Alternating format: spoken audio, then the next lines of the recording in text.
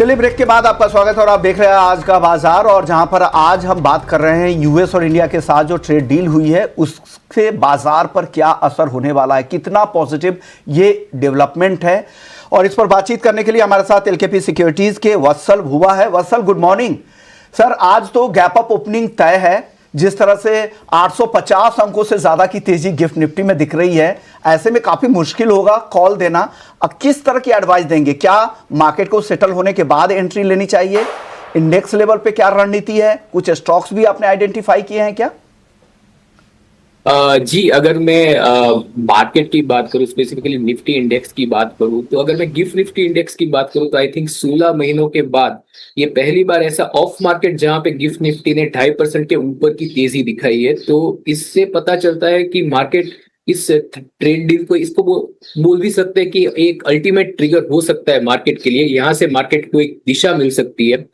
तो मुझे लगता है कि आज मार्केट गैप अप होने के बाद मार्केट को स्थिर होने के लिए पहले का जो 1 घंटा है वो काफी क्रूशियल रह सकता है, क्योंकि वहां पे मुझे लगता है आज टेक्निकल से ज्यादा हमें डेरिवेटिव डेटा पे ध्यान देना चाहिए कि आज जब मार्केट इस ट्रिगर के बाद मूवमेंट दे रहा है तो वॉल्यूम्स क्या आ रहा है। एफआई का जो 90% शॉर्ट पोजिशन है तो उसमें शॉर्ट कवरिंग कितनी आ रही है, और जो लास्ट का 1 घंटा है वो भी काफी क्रूशियल रह सकता है कि लास्ट के 1 घंटे में क्या मतलब शॉर्ट कवरिंग आ रही है, लॉन्ग बिल्डअप हो रहा है। तो मेरे लिए 25,800 टेक्निकल चार्ट पे तो ये एक रिवर्सल पॉइंट था ही, क्योंकि यहाँ पे सारे जो मूविंग एवरेज है निफ्टी में वो रिक्लेम हो जाते हैं, सारे लेवल से वो रिक्लेम हो जाते हैं। तो 25,800 इस लेवल के ऊपर अगर मार्केट आज क्रूजिंग देता है तो there are very high chances कि विद इन फ्यू सेशंस ही हमें निफ्टी में एक न्यू हाई बनता हुआ दिखे। तो सलाह ये रहेगी कि पहले 1 घंटे आप मार्केट को सेटल होने दीजिए, डेरिवेटिव डेटा पे ध्यान दीजिए कि वहां पे क्या हो रहा है। निफ्टी अगर सस्टेन करता है about the level of its 100 days moving average जो करंटली प्लेस्ड है 25,600 के जोन के ऊपर, तभी आप कोई लॉन्ग पोजीशन के बारे में सोचिए। तो सलाह ये रहेगी कि पहले 1 घंटे आप मार्केट को मॉनिटर कीजिए। अगर निफ्टी 25,600 इस लेवल के ऊपर रहता है तो आप जरूर एक लॉन्ग पोजीशन बना सकते हैं। आपका एक स्टॉप लॉस रहना चाहिए निफ्टी का 100 डेज मूविंग एवरेज जोन जो कि प्लेस्ड है 25,600 पे। और ऊपर अगर मैं बात करूं तो 26,100 के जोन को भी मार्केट हिट कर सकता है आज के सेशन में। तो 25,600 के ऊपर अगर सस्टेन करता है तो आपको तेजी का नजरिया बनाए रखना है। 26,100 तक के लेवल हिट कर सकता है निफ्टी, ये स्ट्रेटजी है वत्सल भुआ की तरफ से। वत्सल, कौन से पिक्स आप लेकर आए हैं ऐसे में? अगर आज गैप अप खुल रहा है तो कहाँ ट्रेड लेना चाहिए हमारे व्यूअर्स को? जी, अगर आज गैप अप खुल रहा है तो 3 ऐसे स्टॉक है जो कि यूएस ट्रेड डील के रिलेटेड ही रिएक्ट करते हैं। पहला है बीसॉफ्ट, मिड कैप आईटी से ये स्टॉक है। तो टेक्निकली इसका सेटअप मुझे काफी अच्छा लग रहा है। अपने जो 100 डेज मूविंग एवरेज है वहां पे बेस बना के स्टॉक 20 डेज मूविंग एवरेज जो शॉर्ट टर्म मूविंग एवरेज है उसके ऊपर सस्टेन कर रहा है। और ये देखा गया है कि जब भी एक कोई पॉजिटिव न्यूज आती है तो ये स्टॉक सबसे पॉजिटिवली अच्छा रिएक्ट करता है। तो आप बीसॉफ्ट को बाय कर सकते हैं, टेक्निकल सेटअप भी अच्छा है। 425 के लेवल पे बाय कर सकते हैं। 400 का एक एसएल रहेगा, 460 का टारगेट रहेगा। दूसरा एक स्टॉक रहेगा सोनाकॉम, again from auto ancillary sector, जो कि काफी रिलेटेड है इंडिया यूएस ट्रेड डील से। तो अगर स्टॉक के टेक्निकल सेटअप की बात करें तो स्टॉक अपने 50 डेज मूविंग एवरेज पे एक बेस बना के 20 डेज मूविंग एवरेज के ऊपर सस्टेन कर रहा है। स्टॉक अपने ब्रेकआउट लेवल पे है तो स्टॉक काफी टेक्निकल सेटअप अच्छा लग रहा है। 499 पे आप बाय कर सकते हैं। 50 डेज मूविंग एवरेज जहां पे उसका बेस है उसके 1% नीचे आप एक एसएल रख सकते हैं 478 पे। ऊपर जो टारगेट मैं एक्सपेक्ट कर रहा हूँ वो 535 और फॉर वेरी शॉर्ट टर्म। तीसरा रहेगा टीएमपीवी। तो टीएमपीवी का अगर चार्ट सेटअप की बात करें तो चार्ट सेटअप काफी अच्छा है। एक डबल बॉटम के साथ बेस फॉर्मेशन के साथ कल स्टॉक ने एक बहुत ही स्ट्रॉन्ग क्लोजिंग दी। तो टीएमपीवी टाटा मोटर पैसेंजर व्हीकल्स आप बाय कर सकते हैं। आरएसआई भी मोमेंटम कंफर्म कर रहा है, 362 पे बाय कर सकते हैं। 349 का एक एसएल रहेगा। ऊपर मेरे 2 टारगेट रहेंगे, 382 और 397।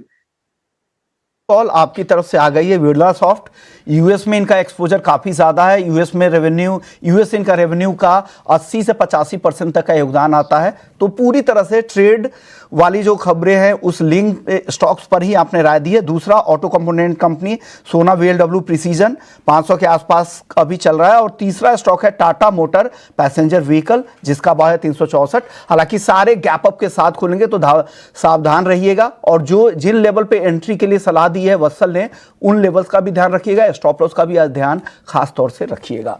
तो ये बाजार को लेकर आपकी राय आ गई है। चलिए चलते हैं अपने सहयोगी के पास और समझ लेते हैं कि आज स्टॉक से न्यूज में कौन कौन सी खबरें हैं, वो लिस्ट क्या है। पूरी लिस्ट आपके सामने रखेंगे एक छोटे से ब्रेक के बाद।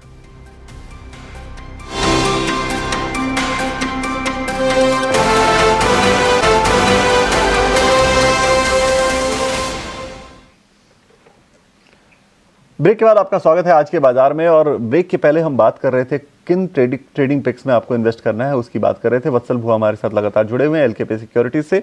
पहले उनकी जो ट्रेडिंग कॉल्स है वो आपकी स्क्रीन पर ला देते हैं ताकि आप टारगेट और स्टॉप लॉस को एक बार नोट कर सकें। देखिए, बिरला सॉफ्ट आपकी स्क्रीन पर है। बिरला सॉफ्टवेयर 460 का टारगेट, 400 का स्टॉप लॉस आपको यहाँ मेंटेन करना है और आपको 425 के आसपास खरीदना है, ये सलाह है इस पर। दूसरा, सोना BLW की बात करें, सोनाकॉम आपकी स्क्रीन पर आ जाएगा। 478 का स्टॉप लॉस आपको यहाँ मेंटेन करना है। 535 के टारगेट के लिए आपको ये शेयर खरीदना है। 499 के आसपास चल रहा है और इसी आसपास खरीदने की राय दी गई है वत्सल भुआ की तरफ से। तीसरा शेयर है टाटा मोटर्स पैसेंजर व्हीकल्स का TMPV, जो आपकी स्क्रीन पर आ रहा है। स्टॉप लॉस आपको यहाँ मेंटेन करना है 349 का और आपको टारगेट रखने हैं दो। 382 का पहला टारगेट और दूसरा टारगेट आपको रखना है 397 का और खरीदना है आपको इसको 362 के भाव पर, यानी जो मौजूदा भाव आपको लास्ट क्लोजिंग का दिख रहा है, 5% की तेजी कल आई थी, उस भाव पे ही आपको खरीदना है और वहां से आपको ये देखना है। ध्यान आप जरूर रखिए कि आज गैप अप ओपनिंग हो सकती है, तो जो लेवल्स बताए जा रहे हैं उसका जरूर ध्यान रखें और उसके हिसाब से खरीदारी करें। जिस आसपास कहा जा रहा है उसी आसपास के भाव पर आप खरीदें। अगर वहां नहीं मिलते हैं तो फिर आप लगातार जुड़े रहें। तमाम पिक्स पूरे दिन के दौरान आपको इस शो में मिलते रहेंगे। चलिए वत्सल, एक और सवाल आपसे पूछते हैं इस चीज को लेकर कि आपने दो सेक्टर तो बता दिए, एक आपने सॉफ्टवेयर से बताया बिरला सॉफ्ट, दूसरा आपने ऑटो सेक्टर से जुड़ी हुई दो कंपनियां बता दी, सोना BLW और टाटा मोटर्स पैसेंजर व्हीकल्स। कोई IT को लेकर आपका नजरिया, IT सेक्टर में कोई पिक आप देख रहे हैं, क्योंकि वहां के लिए भी ओवरहैंग खत्म हो गया है, हेडविंड सारे खत्म हो गए हैं US के इस ट्रेड डील के बाद। तो अगर मैं IT लार्ज कैप IT की बात करूं तो वहां पे मुझे जो टेक्निकली एक स्टॉक जो अच्छा लग रहा है वो है टेक महिंद्रा। तो टेक महिंद्रा के अगर चार्ट स्ट्रक्चर की बात करें तो एक राउंडिंग करेक्शन के बाद एक राउंडिंग बेस फॉर्मेशन बनता हुआ दिख रहा है। राउंडिंग बेस बनाने के बाद ब्रेकआउट देने के बाद स्टॉक हायर हाई बना रहा है, अपने क्रूशियल मूविंग एवरेज के ऊपर सस्टेन कर रहा है। तो ये जो टेक महिंद्रा एक स्टॉक है उसका टेक्निकल सेटअप मुझे अच्छा लग रहा है, तो टेक महिंद्रा को आप बाय करके चल सकते हैं। टारगेट जो शॉर्ट टर्म में मैं एक्सपेक्ट कर रहा हूँ वो 1805 के टारगेट एक्सपेक्ट कर रहा हूँ। तो जो 1800 का जो स्टॉक ने हाई मारा उसको वापस से स्टॉक टेस्ट कर सकता है। नीचे स्टॉक का एक सपोर्ट बन रहा है 1665 के लेवल पे। तो अगर निफ्टी लार्ज कैप की बात करें, निफ्टी IT लार्ज कैप की बात करें, तो मुझे टेक महिंद्रा ये जो एक स्टॉक है उसका मुझे चार्ट सेटअप अच्छा लग रहा है। अगर निफ्टी IT ओवरऑल एक सेक्टर की बात करें तो निफ्टी IT सेक्टर एक कंसोलिडेशन कंजेशन जोन में अभी फिलहाल है। मुझे लगता है कि अगर आज इस ट्रिगर की वजह से अगर निफ्टी IT अपने कंजेशन जोन है उसको ब्रेक करता है और क्लोजिंग देता है अबाउट द लेवल ऑफ 39,000 और ऊपर अगर सस्टेन करता है फॉर 2 to 3 सेशन, तो मुझे लगता है कि स्टॉक में एक बहुत बड़ा ट्रेंड सेटिंग रिवर्सल आ सकता है और स्टॉक फिर वहां से एक अपना अप ट्रेंड शुरू हो सकता है। पर फिलहाल 39,000 ये काफी क्रूशियल लेवल रहेगा, ब्रेकआउट लेवल जिसको बोल सकते हैं। तो 39,000 का निफ्टी IT इंडेक्स के लिए एक बहुत ही अहम लेवल रहेगा जो मॉनिटर करने को रहेगा। उसके ऊपर अगर सस्टेन करता है 2 से 3 क्लोजिंग देता है तो फिर मुझे लगता है कि वहां पे हमें एक ट्रेंड सेटिंग ब्रेकआउट दिख सकता है। बिल्कुल, तो 39,000 के ऊपर अगर निफ्टी IT सस्टेन करता है तो आपको एक ब्रेकआउट देखने को मिल सकता है, ट्रेंड सेटिंग ब्रेकआउट देखने को मिल सकता है, यानी लंबी तेजी वहां पे आपको देखने को मिल सकती है। तब आप जो है वो IT के ऊपर अपना फोकस बढ़ाएं। चलिए, इस शो में हमने क्या क्या बात किया। इस शो में हमने बात की ट्रंप के ट्रेड डील के बारे में, US और इंडिया के ट्रेड डील के बारे में, उसके इकोनॉमिक इंपैक्ट के बारे में, क्या ट्रेड हो सकता है, एक्सपोर्ट इंपोर्ट क्या बढ़ सकता है, कैसे बढ़ सकता है, एक्सपोर्टर्स को कितना फायदा, ये सारी चीजें हमने डिस्कस की। इक्विटीज पे आए हम, मार्केट का इंपैक्ट समझा हमने कि मार्केट में आज क्या करना है वो समझा। फिर हमने ट्रेडिंग के पिक्स ली। बच क्या गया है?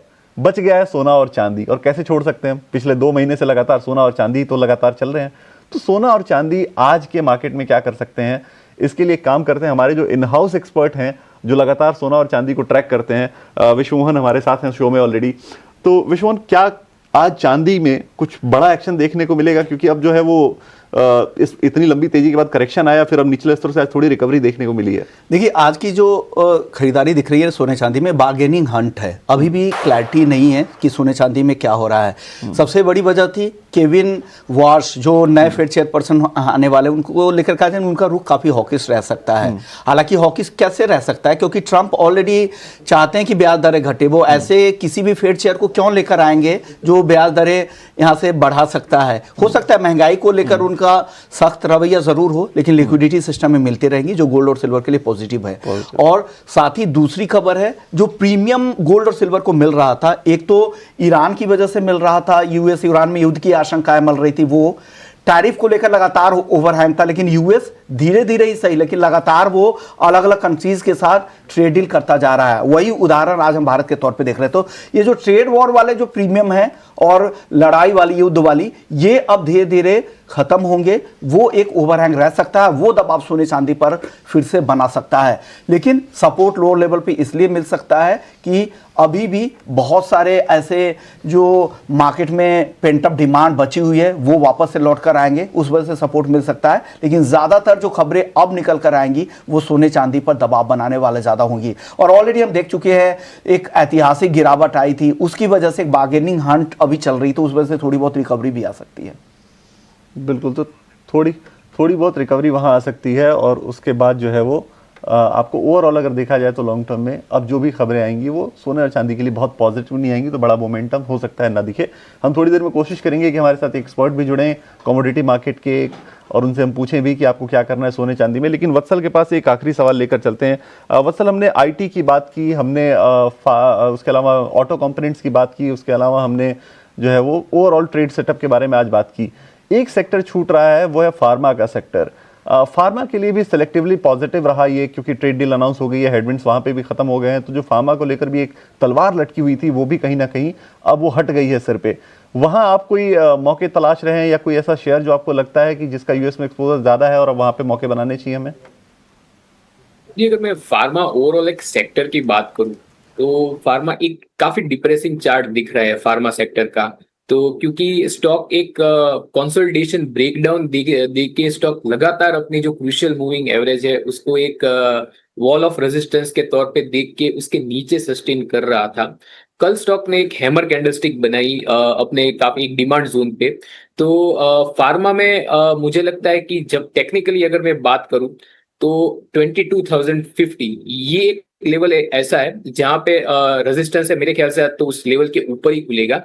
तो एक जो लेवल मैं मॉनिटर कर रहा हूं वो है फार्मा का 22,500 का लेवल, जहां पे फार्मा का 50 डेज मूविंग एवरेज प्लेस्ड है, जिसके नीचे फार्मा ने एक डिसाइसिवली ब्रेकडाउन दिया था, जिसकी वजह से जो एक न्यूट्रल स्ट्रक्चर था चार्ट में वो एकदम बेयरिश स्ट्रक्चर फॉर्म हो चुका था। तो अगर इस लेवल को आज अपनी 50 डेज मूविंग एवरेज के ऊपर अगर रिक्लेम करता है तो फिर मुझे लगता है कि स्टॉक में वापस से एक अच्छी खासी एक रिफॉर्मेशन हो सकता है बुलिश स्ट्रक्चर का चार्ट में। तो फिलहाल 22,500 ये काफी टेक्निकल लेवल पे ये काफी क्रूशियल लेवल रहेगा। उसके ऊपर अगर इस लेवल को अगर रिक्लेम करता है, उसके ऊपर सस्टेन करता है, तो मुझे लगता है कि चार्ट में एक बुलिश जो स्ट्रक्चर है उसका रिफॉर्मेशन हो सकता है और स्टॉक जा और सेक्टर जा सकता है इधर से और 1000 पॉइंट ऊपर जा सकता है एट 23,600 ऑल्सो। तो फिलहाल कोई स्टॉक अगर मुझे फार्मा में अच्छा लग रहा है तो मुझे अच्छा लग रहा है लुपिन।